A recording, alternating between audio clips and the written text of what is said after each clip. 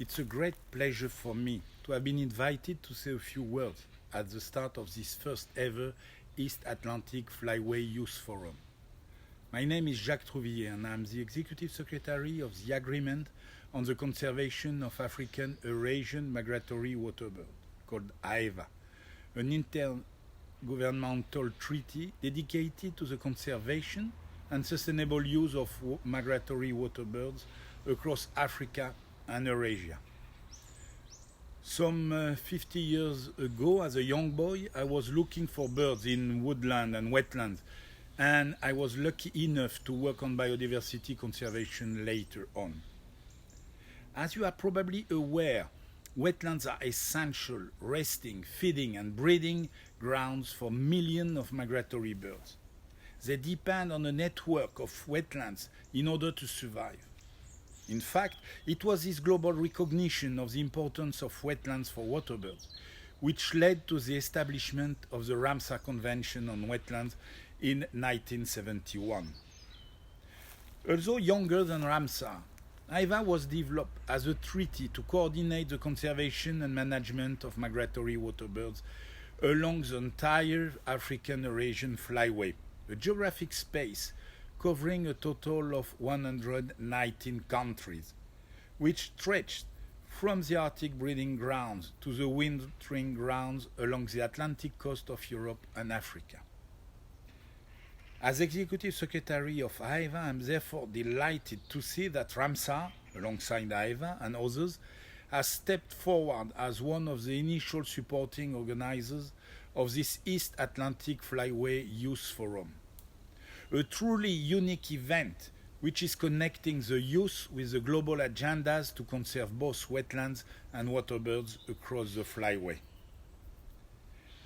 The ultimate goal of the forum is to connect, empower, and provide a unique platform for dialogue for future youth leaders which are focusing on wetlands and waterbird conservation in many of the countries found along this specific flyway.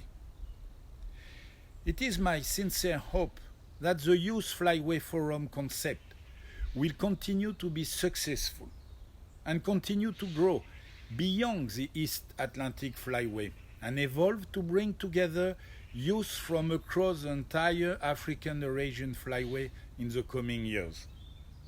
Here, I would like to mention World Migratory Bird Day, which, by the way, is coming up again on 9th of October, and which is one of the flagship global awareness-raising campaigns being run by the Conservation on Migratory Species, the CMS, and AEWA, in close cooperation with the US-based NGO called Environment for the Americas. I think there is a great potential to possibly link the two events, and I would encourage you to consider holding future Flyway Youth Forums around one of these two annual peak days of World Migratory Bird Day in the coming years.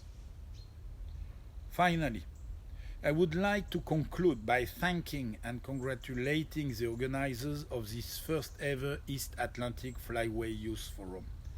In particular, the extremely talented team from the Youth Engaged in Wetlands, together with the dedicated staff at the WWT in Slimbridge, the Common Wadensee Secretariat, and the International Wadensee School, who have all helped to put this forum together.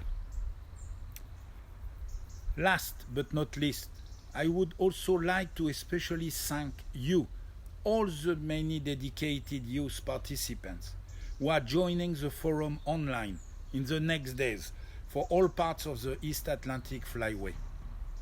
Thank you for your interest and dedication to wetland and waterbird conservation. And thank you for coming together in a spirit of international cooperation, which is so important. You are the future generation who will be charged with carrying forward the work we have started under Ramsar and AEWA to make flyway conservation happen. Thanks a lot, merci beaucoup, and yes, all together we can.